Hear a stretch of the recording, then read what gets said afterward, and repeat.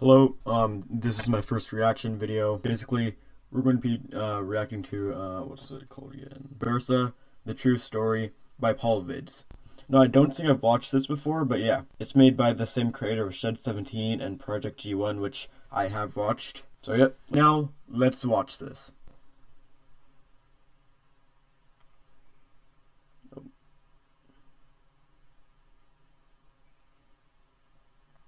Vids. Alright. April 1985. Oh yeah, so my parents were 13 then.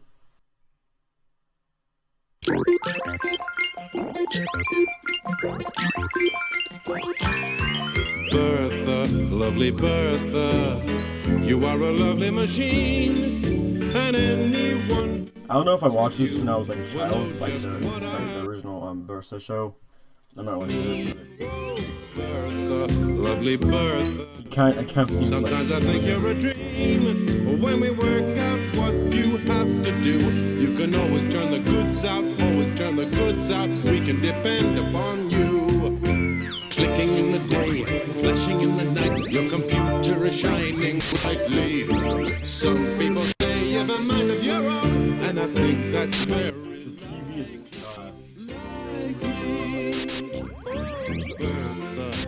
Bertha. Sometimes I think you're a dream. When we work out what you have to do, you can always turn the goods out, always turn the goods out. We can depend upon you. What's that?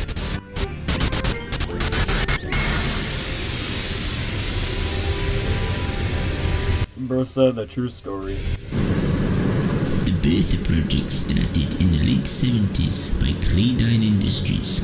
It was an experiment to create artificial intelligence and was in its early stages with the prototype Bertha, a self-maintaining conveyor belt production machine. Well, when Claydine went into receivership, our manager bought the original Bertha Mr. Duncan for use in the factory. Spotty's Woolen Company obtained Bertha with the intention of automating their own production process. Almost immediately, Mr. Wilmate started making redundancies. Rumours started flying around about half the workforce being made redundant.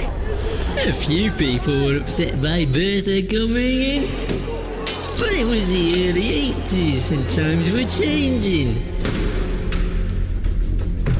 Sure, Bertha had some teething problems when she started working here, but we managed to work around that. It was Bertha's little mistakes and problems that people found so endearing, and that led to the BBC's interest. Bertha, lovely Bertha. Aye, when the TV programme came out, it really put Spotswood & Co on the map, and everyone wanted to meet Bertha.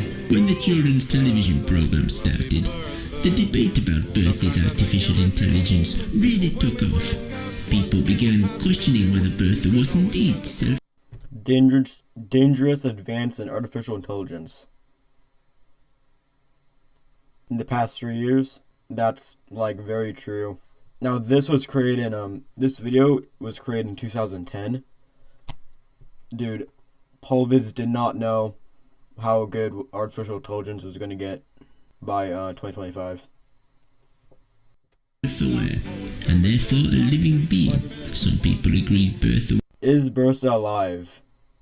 Also inside Tears for Fears was alive. Others were seemingly insulted by the idea. Well, you didn't need to ask us whether Bertha was alive or not. She was alive to me, and to all of us that worked with her. Things started to go bad when Mr. Wilmate hired Mr. Lancaster as assistant manager. Straight away people didn't like him. He liked to make changes, to take over, throw his substantial weight around. The TV show lagged us then. TV show had become the company's main income, and suddenly there were more staff than was needed. So Mr. Lancaster came in to streamline the whole process. Security was replaced by cameras, and the office staff were mostly replaced thanks to a newfangled computer networking system. There was talk of me being replaced by this new computer system. Bertha workers fired. Major layoffs at Spottiswood. I don't know how to say it. 14th May of 1986. Yeah, so my parents were 14. Just as a lot of other staff were being laid off. But it was when Roy was laid off that Bertha was hurt the most. Bertha's positronic brain had a tendency to make connections with certain people. Some would call it a friendship with people. Roy was hired as part of a special needs program. He started for a few weeks on work experience, and then, after Bertha took a shine to him, we kept him on. Just after Roy was fired, we started having problems with the computer network. Mr. Wilmate's console in his office started getting strange, garbled images. It took some time to decipher the images that were appearing on the network.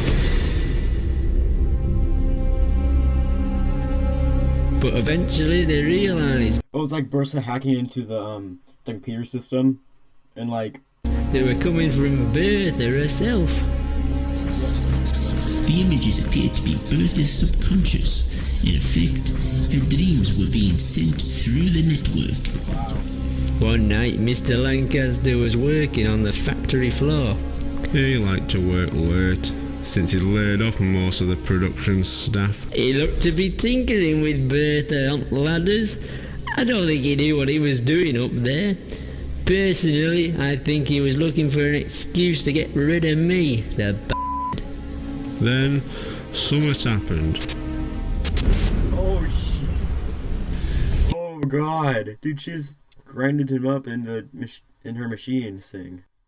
That's crazy. Interference on the video was caused by a spike in Bertha's positronic net. When she was required to perform a complex equation, always starting up, this kind of interference happened. No one really knows what happened that night. It's not clear. If you ask me, it was suicide.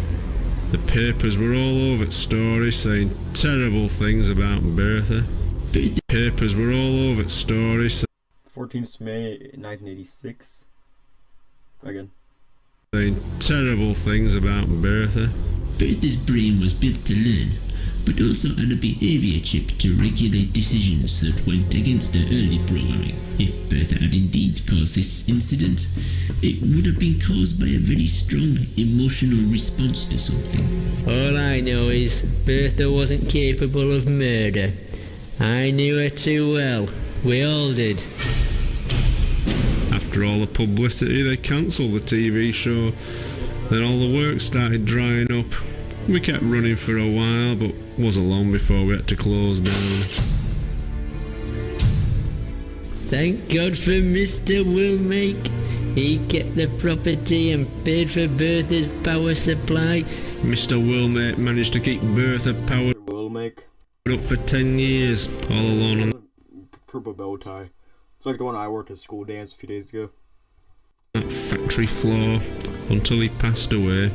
When the bills started arriving at Mr. Wilmake's benefactor's door, they were having none of it. They weren't going to pay to keep some machine running. They always thought their dad was a bit mental, forking out large amounts of the kids' inheritance on keeping a machine running. Bertha's brain required constant power to keep running. Any kind of power loss and the positronic connections would begin to degrade like a human brain if deprived of oxygen. In effect, the brain would die. A few of us got together and started That's depressing.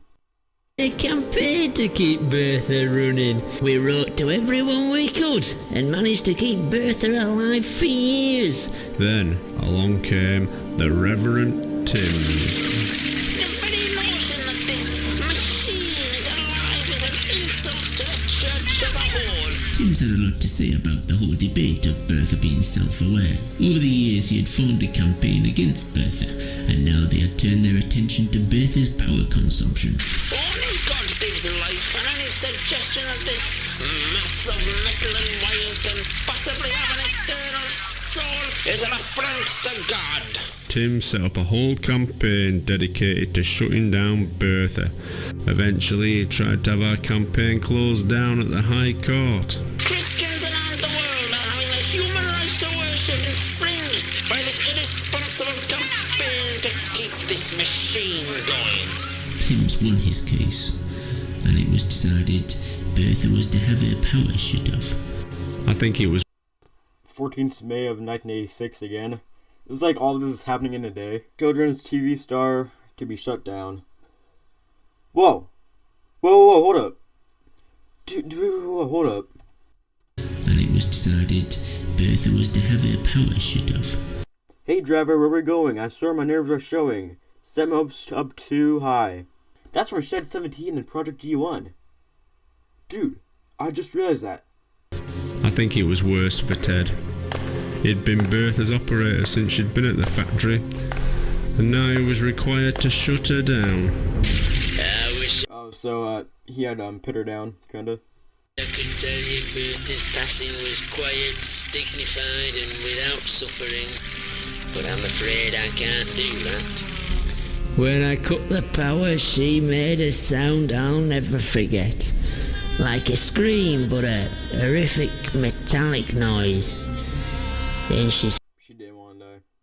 slowly faded away. But she never once took her eyes off me the whole time. I was the last thing she Bertha to die.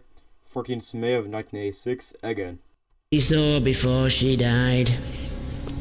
The factory was closed up, and we all went our separate ways. It wasn't long, however. I noticed signs of break-ins around the building. Kids were going in for a look, smash things up, see what they could nick. They were stealing parts to sell. The day I saw one of Bertha's eyes on eBay, I was physically sick. eBay. Then the army moved in, sealing off the place. Wait, how much? £135. Bertha's Eye, TV Kids character, original from the Spotswood factory. Top rated seller. I saw one of Bertha's eyes on eBay, I was physically Wait, sell. The day I saw one of Bertha's eyes on total bastard. eBay, I was physically sick. Then the army moved in, sealing off the place. Each day we saw trucks and people moving in and out. Soldiers, American agents, and the finest minds from Japan. But no one was saying what they were doing. Certain parts of Bertha had been secret military technology at the time. The army may have been securing their own hardware, as well as further research on Bertha's systems. Then I started getting the images on my PC at home. What seemed like Oh, she was hacking into the PCs again. meaningless noise I sent like messages to the people. was deciphered as Bertha's dreams. Who was that? I thought I saw like a woman or something, but I don't know for sure. On my spine when I was shown them. It seems Bertha had used the factory network to access the phone system and was again sending subconscious images to her operator.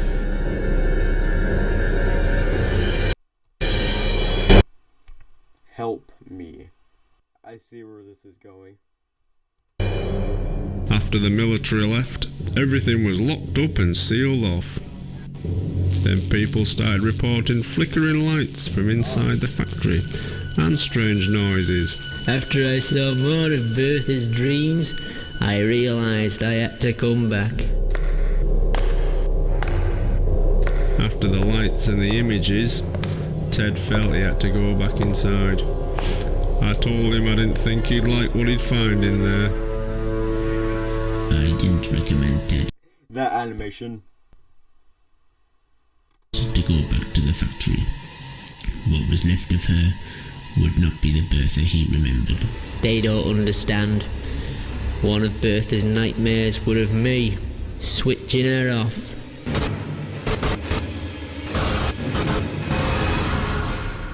Shit. Back in the 80s, we could always depend upon Bertha. Sadly, Bertha couldn't depend upon us.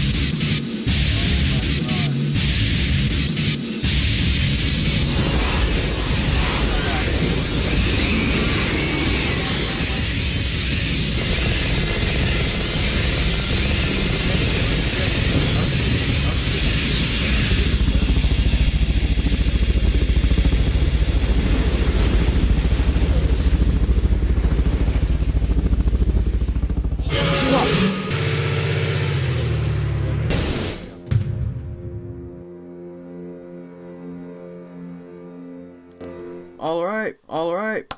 That I give this a rating. It's very